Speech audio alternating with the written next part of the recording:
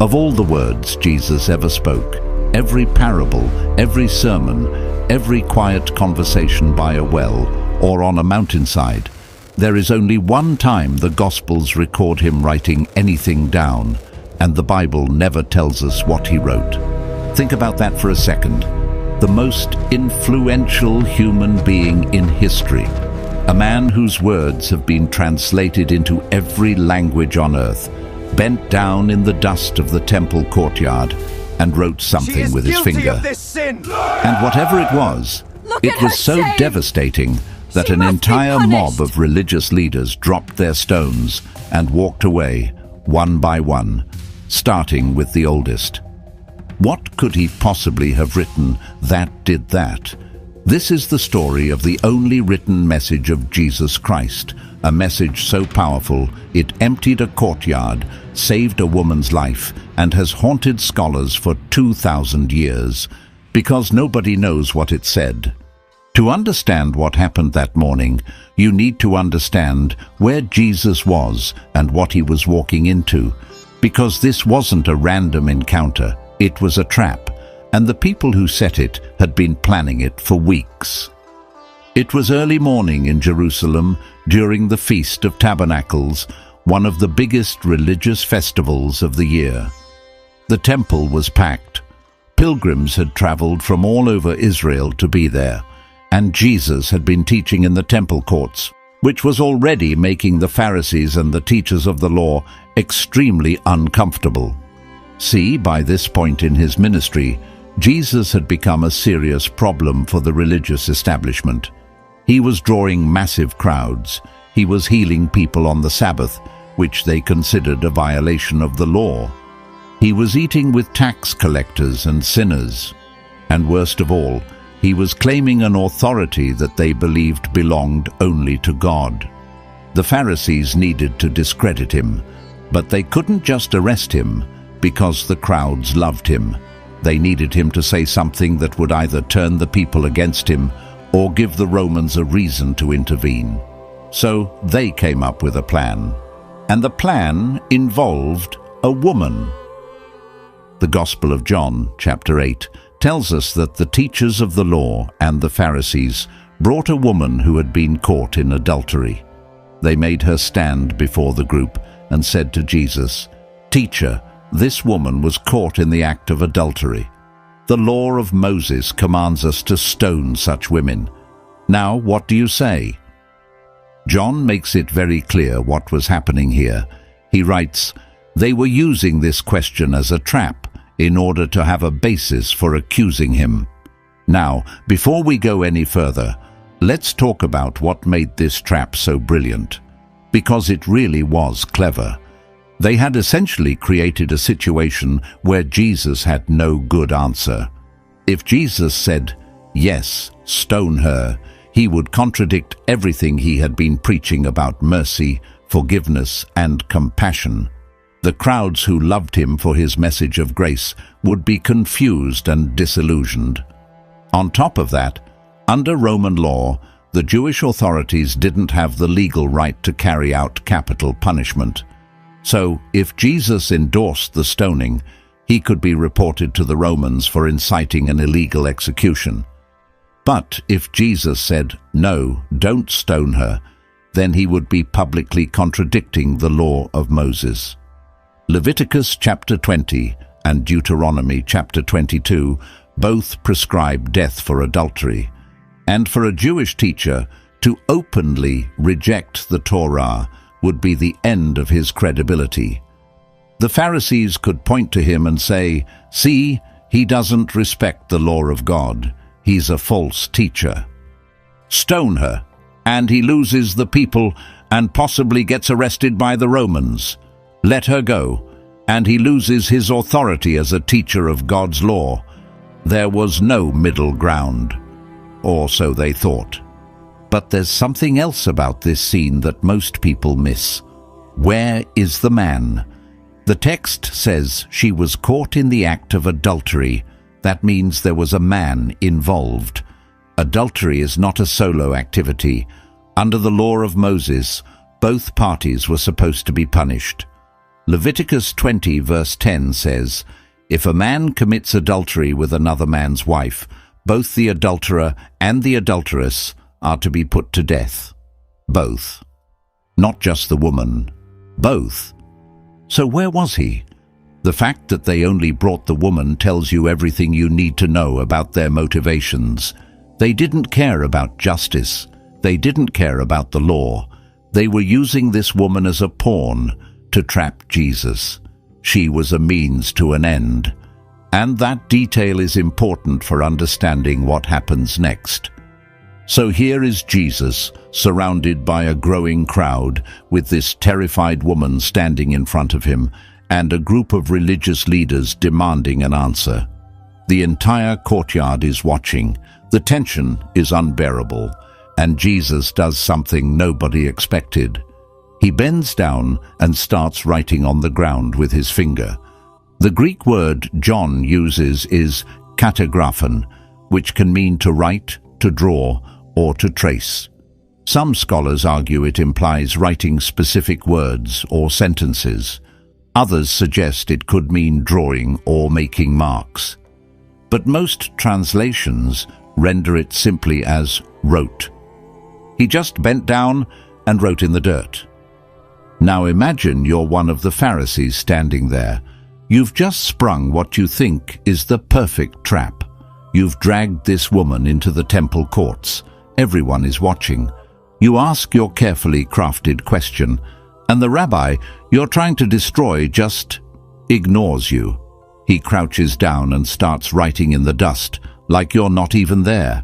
That alone must have been infuriating. But they kept pressing him. The text says they kept questioning him. They wouldn't let it go. They needed an answer. So Jesus straightened up and said one sentence that has echoed through 20 centuries of human history. "Let any one of you who is without sin be the first to throw a stone at her." And then he bent down and wrote on the ground again. Now let's slow down here, because what Jesus did in this moment was absolutely extraordinary from a legal, theological, and psychological standpoint. First, he didn't say, "Don't stone her." He didn't contradict the law. He actually affirmed it. Under Jewish stoning law, the witnesses to the crime were required to cast the first stones. That's in Deuteronomy chapter 17, verse 7. The hands of the witnesses must be first in putting that person to death. So Jesus was following proper legal procedure. He was saying, "Fine, stone her, but the witnesses go first. That's the law." But then he added a condition that wasn't in the law. "Let any one of you who is without sin." He made moral purity the qualification for carrying out judgment, and that changed everything. Because suddenly, this wasn't about the woman's sin anymore. It was about theirs. Second, from a theological perspective, Jesus invoked a principle that ran throughout the Hebrew Scriptures, but that the Pharisees conveniently ignored when it suited them: the idea that judgment belongs to God, and that human beings are not qualified to serve as ultimate judges because they themselves are fallen. Psalm 51, written by King David after his own adultery, says, "Against you, you only, have I sinned." David understood that sin is ultimately an offense against God, not just against human law, and God is the only one truly qualified to judge it. Third, and this is where it gets really interesting, the psychological effect of what Jesus did was devastating. He didn't argue with them. He didn't debate. He didn't defend the woman. He simply held up a mirror. And when they looked into it, they couldn't stand what they saw. The text says, "At this, those who heard began to go away one at a time, the older ones first." The older ones first. That detail is incredible. The older you are, the more sins you've accumulated. The more you know about your own failures, your own hypocrisy, your own moral compromises. The young ones might have stood there for a moment, thinking maybe they qualified, But the old ones knew immediately. They knew they had no right to throw that stone. One by one, they dropped their rocks and walked away, until it was just Jesus and the woman alone in the courtyard. And this is where we come back to the central mystery. What did he write? The Bible doesn't tell us. John, who is our only source for this story, describes Jesus writing on the ground twice, once before his famous statement, and once after, but never reveals the content. And that silence has driven scholars, theologians, and ordinary readers absolutely crazy for 2,000 years. There are at least 7 major theories about what Jesus wrote, and each one reveals something different about how people understand this passage. The first and oldest theory comes from some of the early church fathers, including Jerome, who translated the Bible into Latin in the 4th century. Jerome suggested that Jesus was writing the sins of the accusers, specific sins, their names and their transgressions, right there in the dust for everyone to see. Think about that. Imagine you're standing there, stone in hand, feeling righteous and powerful. And then you look down and see your own name, followed by what you did last week, or last year, or 20 years ago, the affair you had, the money you embezzled, the person you destroyed, written in the dirt by a man who somehow knows everything. That would make you drop your stone pretty quickly. This theory has some support in the text itself. The word John uses, katagraphen, has a prefix, kata, that can imply writing something against someone, like a charge or an accusation. Some scholars point out that this is the same kind of language used in legal documents, a formal listing of offenses, and it would explain why the older ones left first. They had more sins, more secrets, more to lose if those secrets were exposed. The second theory is related, but slightly different. Some scholars suggest that Jesus was writing specific Old Testament passages, particularly ones that would convict the accusers of their own violations of the law. For example, Exodus chapter 23, verse 1 says, "Do not spread false reports. Do not help a guilty person by being a malicious witness." If the Pharisees had conspired to set up this woman, or had arranged for her to be caught, they themselves were guilty of being malicious witnesses. Or perhaps he wrote from Jeremiah chapter 17, verse 13, which says, "Lord, you are the hope of Israel. All who forsake you will be put to shame. Those who turn away from you will be written in the dust, because they have forsaken the Lord, the spring of living water." Written in the dust. The connection is striking. Jeremiah prophesied that those who forsake God would be written in the dust, and here is Jesus writing in the dust, surrounded by men who claimed to serve God, but were using his law as a weapon. The third theory focuses not on what Jesus wrote, but on why he wrote. Several scholars have suggested that the act of writing on the ground was itself the message. In ancient Jewish culture, writing in dust was sometimes associated with a judge considering a verdict. A Roman magistrate, for example, would sometimes write his sentence before reading it aloud. By writing on the ground, Jesus may have been signaling that he was the true judge in this situation, not the Pharisees. He was taking control of the courtroom, so to speak, in the most understated way possible. Now, those first 3 theories are interesting, but the next one connects this moment to something so specific in the Old Testament that when you hear it, you'll wonder how you never noticed it before. The fourth theory is one of the most fascinating. It connects the act of writing to a specific Old Testament passage in the book of Numbers, chapter 5. This passage describes the trial of bitter waters, a ritual for a woman accused of adultery. In this ritual, a priest would write curses on a scroll, wash the words off into bitter water, and have the accused woman drink it. If she was guilty, the water would cause her harm. If she was innocent, nothing would happen. The key detail is that the priest wrote in dust. Specifically, Numbers 5, verse 17 says, "The priest was to take holy water in a clay jar and put some dust from the tabernacle floor into the water, writing and dust and adultery accusations, all in one ritual." Some scholars believe Jesus was performing a symbolic version of this ritual, but in reverse. Instead of testing the woman, he was testing the accusers. He was the priest. The dust was his scroll, and the verdict went against the ones who thought they were the judges. The fifth theory takes a completely different approach. It suggests that Jesus wasn't writing words at all. He was simply doodling or making random marks as a way of creating a pause, a deliberate moment of silence and reflection in an escalating confrontation. This might sound anticlimactic, but it actually makes psychological sense. The Pharisees had created a high-pressure situation designed to force an immediate response. They wanted Jesus to react in the heat of the moment. By bending down and writing, he diffused the pressure. He changed the pace. He forced everyone, including the accusers, to slow down and think.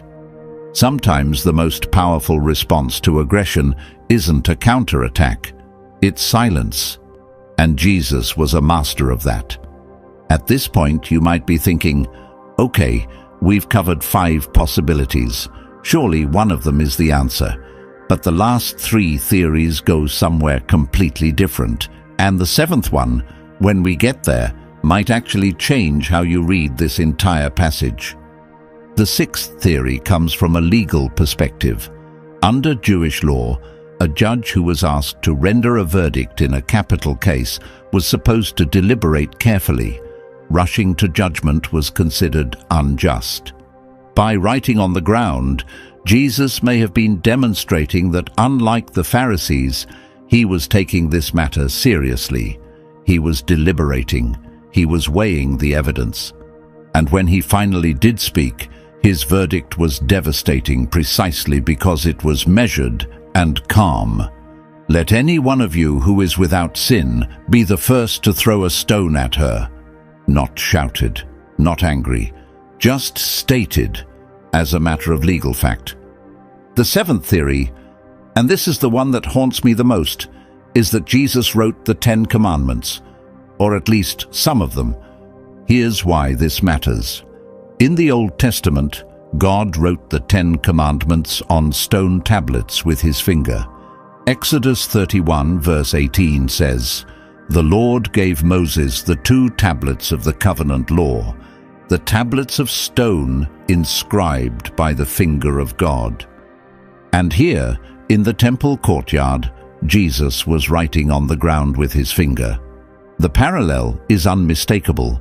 If Jesus was who he claimed to be, if he was God in human form, then this was God writing with his finger again. Not on stone this time, but in dust. And the shift from stone to dust is itself meaningful. Stone is permanent.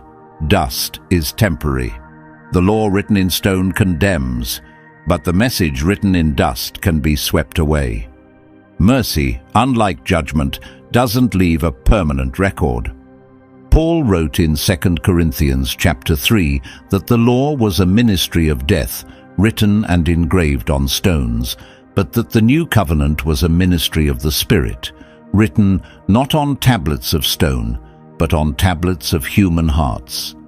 Jesus, writing in the dust, may have been enacting that exact transition, from stone to dust, from condemnation to mercy, from the old covenant to the new. Let that image sit with you for a second.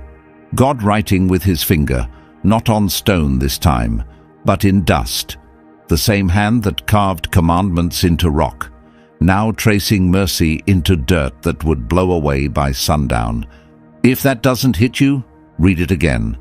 Now, There's something else about this passage that we need to talk about, because it adds another layer of mystery to the whole thing, and it actually makes the story even more remarkable. If you open most modern Bibles to John chapter 8, you'll notice that some editions place this passage in brackets, with a note explaining that certain early manuscripts don't include it. And when people first learn that, it can feel unsettling. But the real story behind that note is actually one of the most faith-affirming details in all of biblical history. Does the note mean the story isn't real? Not at all. And this is the fascinating part. Nearly every scholar, even the most skeptical ones, agrees that this event is historically authentic. It circulated as an independent tradition from the very earliest days of the Church. Papias referenced it in the 2nd century. Didymus the blind discussed it in the 4th. So why was it left out of some copies? Augustine, writing in the 5th century, had a theory that's hard to argue with. He believed that certain scribes deliberately removed the passage because they were afraid. Afraid that if people read about Jesus showing this much mercy to an adulteress, they might use it as an excuse to sin. They were so worried about what the story might do that they tried to erase it. Think about the irony of that. Scribes tried to erase the story about Jesus, writing something that was erased. Men tried to remove a passage about mercy because mercy made them uncomfortable. 2,000 years ago, and people were already struggling with the same Jesus we struggle with today. The one who forgives too much, too easily, for people who don't seem to deserve it. The story survived anyway, because some things refuse to stay buried, and maybe that's part of the message too. The story about a message written in dust turned out to be more permanent than the stone manuscripts that tried to leave it out. Let me take you back to the courtyard now, because we haven't finished the story. After the accusers left one by one, Jesus straightened up and asked the woman, "Where are they? Has no one condemned you?" "No one, sir," she said. "Then neither do I condemn you," Jesus declared. "Go now and leave your life of sin." These words are just as important as whatever he wrote on the ground, and they're often misunderstood by people on both sides of the theological spectrum. Some people focus on "neither do I condemn you" and use it to argue that Jesus was soft on sin, that he didn't really care about moral behavior, that he was some kind of first-century progressive who just wanted everyone to feel accepted. Other people focus on "go and leave your life of sin" and use it to argue that Jesus was still primarily concerned with obedience, that the mercy was conditional, that forgiveness was only granted because he expected her to clean up her act. But both of these readings miss what actually happened. Jesus did something far more radical than either interpretation allows. He separated the sin from the sinner. He acknowledged that what she did was wrong.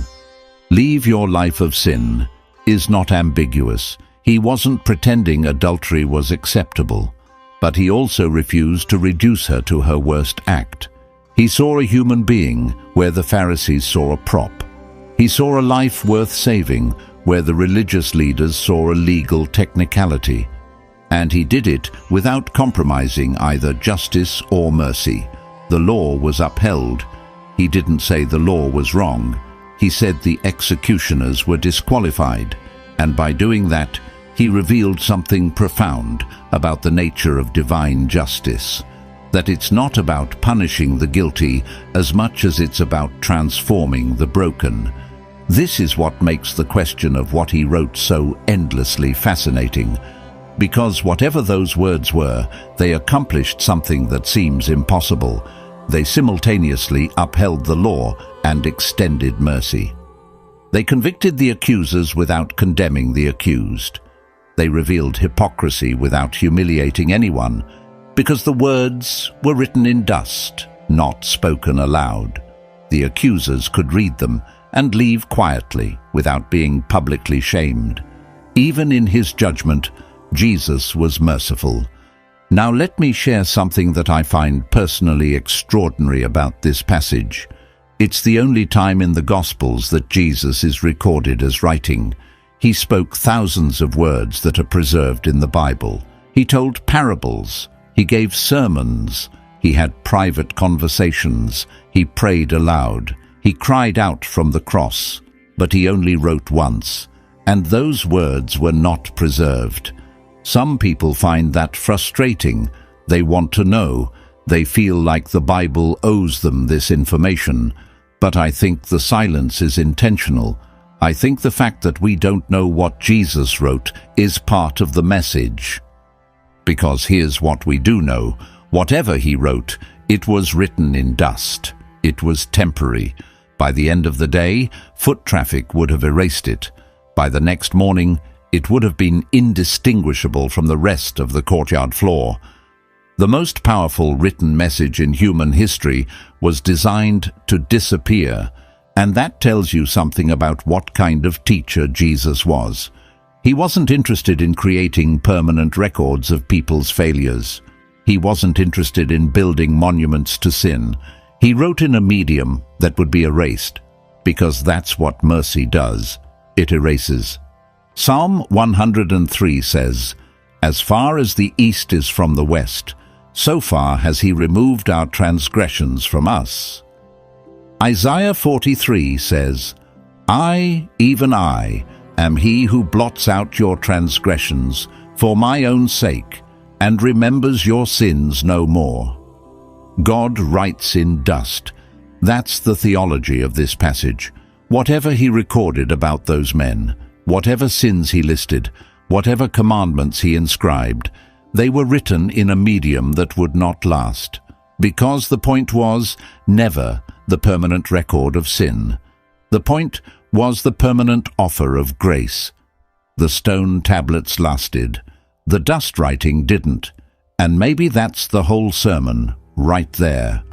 There's one more thing about this story that deserves attention, and it's something that most readings completely overlook. It's the question of what happened to the woman afterward. The Bible doesn't say. John's account ends with, "Go now and leave your life of sin," and that's it. We don't know her name. We don't know where she went. We don't know if she changed her life or went back to what she was doing. The story just stops. And again, I think the silence is deliberate, because the story was never really about her, not in the way we might expect. Yes, she was the person whose life was at stake. Yes, Jesus saved her from execution. But the confrontation was between Jesus and the Pharisees. She was brought into the scene as a weapon, and Jesus responded by dismantling the entire framework that made her a weapon in the first place.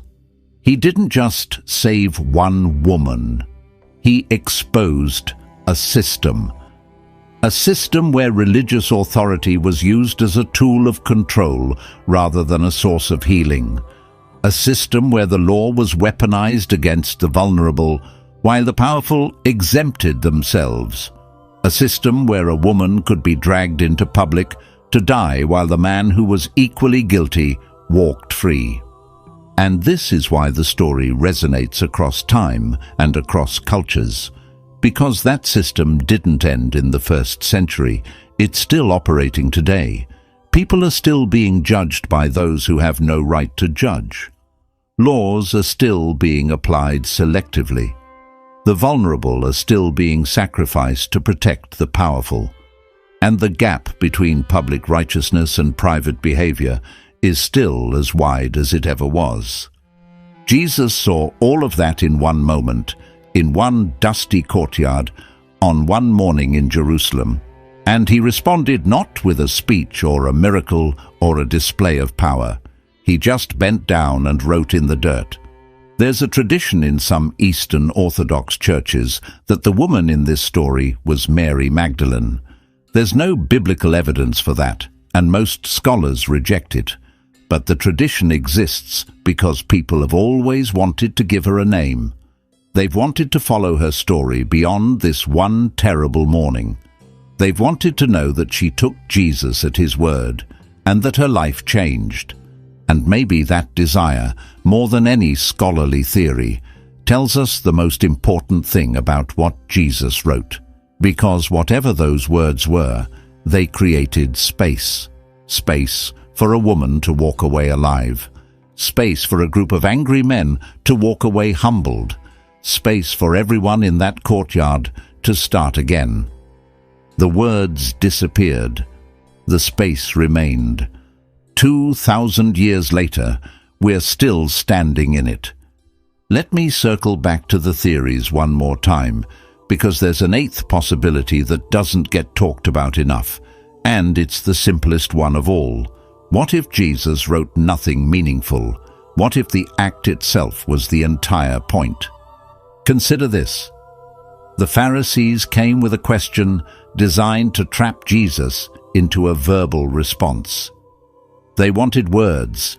They wanted a statement they could use against him.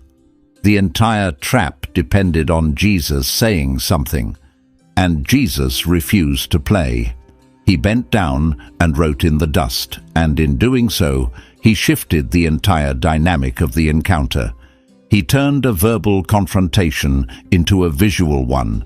He made the accusers wait. He made them uncomfortable. He made them watch a man they wanted to destroy calmly, silently, write something they couldn't quite read. The power was in the gesture, not the content. The silence spoke louder than words, and by the time Jesus finally did speak, the mood had completely changed. The aggression had dissipated. The mob mentality had been broken. And when his words came, they landed like a hammer on an anvil, because everyone had been forced to slow down and actually think. If this interpretation is correct, then the fact that the Bible doesn't record what Jesus wrote is not an oversight. It's the point. The content didn't matter. The act of writing did. And that's a lesson that feels surprisingly relevant in an age where everyone is obsessed with having the last word, where every confrontation demands an immediate verbal response, where silence is seen as weakness. Jesus showed us that sometimes the most powerful thing you can say is nothing at all. There are moments in the other Gospels that echo this same principle.